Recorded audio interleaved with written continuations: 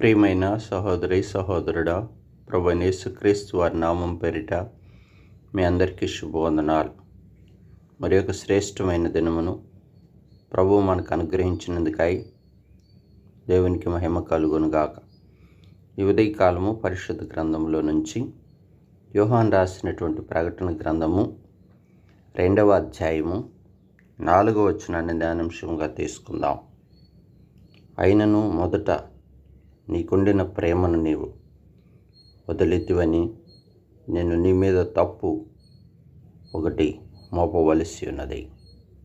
ప్రియ సహోదరి సహోదరుడా, మరి ప్రకటన గ్రంథంలో యోహాను భక్తుడు 7 సంఘాలను గురించి రాస్తున్నప్పుడు ఆ మొదటి సంఘమైన ఎఫెసీ సంఘంను గురించి రాస్తున్నాడు.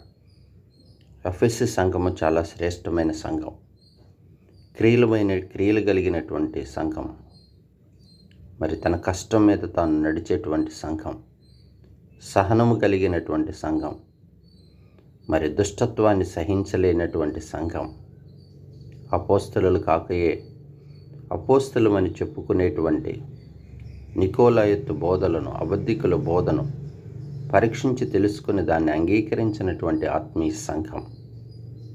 అయితే ఆ సహనము కలిగిన ఆ సంఘము, భారం భరిస్తున్నటువంటి ఆ సంఘం మీద పరిశుద్ధాత్మ దేవుడు తన దూత ద్వారా పలుకుచున్న ఒక తప్పిదముని గురించి పలుకుచున్నాడు. ఏంటంటే, మొదట నీకుండిన ప్రేమను నీవు వదిలితివి అనే తప్పు నీ మీద మోపవలసి ఉన్నదంటున్నాడు.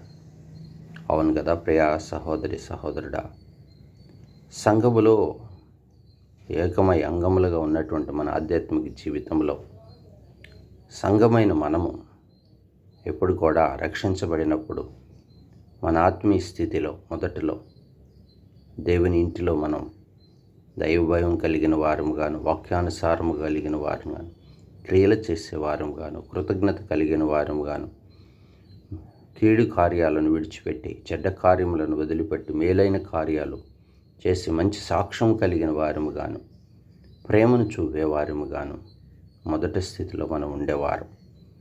అవును, సంఘమైన మనము మన స్థితి రాను రాను దినములు గడిచే కొద్దీ మరి దైవ వాక్యపు యొక్క నెరవేరు ప్రకారం, అవును కదా, అనేకుల ప్రేమ చల్లారిపోయేటువంటి దినాలు, అక్రమం విస్తరిస్తున్నటువంటి దినాలు.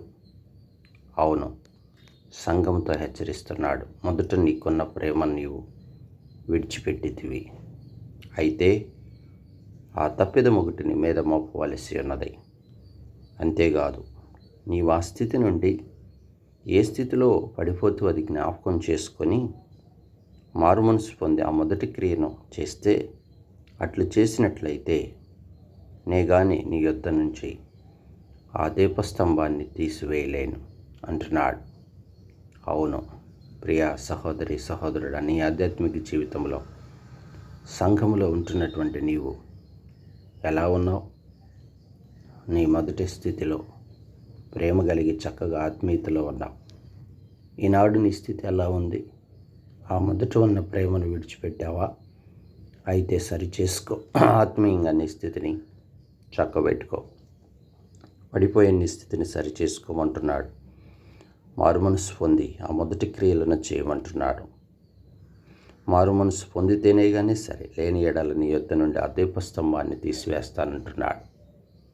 ప్రియా సహోదరి సహోదరుడా, నేను ఆధ్యాత్మిక జీవితంలో ఆ మొదటి ప్రేమను కలిగిన వారిముగాను, క్రియలు చేసేవారిముగాను, మన స్థితిని సరిచేసుకునే వారిముగాను మన ఆధ్యాత్మిక జీవితం ఉండాలని, ఆ పరదేశంలో ఉన్న జీవవృక్ష ఫలములను భుజింపునిచ్చేటువంటి ఆ జయించే వారి జీవితాన్ని మనం పొందాలని దేవుడు ఆశపడుచున్నాడు. చెవి కలిగిన వాడు వినుగా, కానీ ఆత్మ కలిగిన సంఘంతో దేవుడు సెలవిస్తున్నాడు.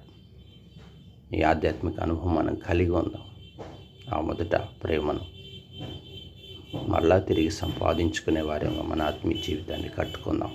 క్రియలు చేసేవారంగా మన జీవితాన్ని బలపరుచుకుందాం. ప్రార్థన చేసుకుందాం. పరిశుద్ధుడా, ప్రేమ కలిగిన తండ్రి, అవునయ్యా, నేటి సంఘం ఆ ఎఫెసీ సంఘాన్ని పోలిందిగా ఉంది.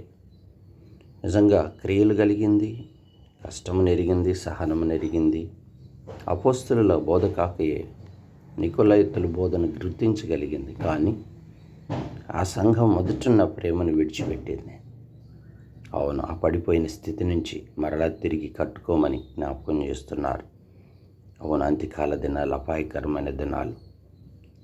ఆయా అజితేంద్రియులు, సజ్జన ద్వేషులు,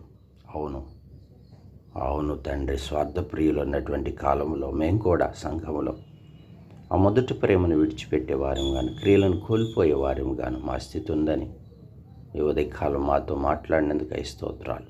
దాన్ని సరిచేసుకునే కృప మాకు ఇచ్చినందుకై మీకు మహిమ చెల్లిస్తున్నాం. దీపస్తంభమును మా ఎదుటి నుంచుము, జయించే వారంగా మమ్మల్ని చేయము. ఆ జీవవృక్ష ఫలములను భుజించే అనుభవంలో మమ్మల్ని నడిపించము, సహాయం చేయము. ఈ దినమంతా ఈ సంఘమును మీ కృపలో బలపరుస్తారమని మీ చేతికి అప్పగించుకుంటూ యవన కాల బిడ్డల భవిష్యత్తును దీవించండి.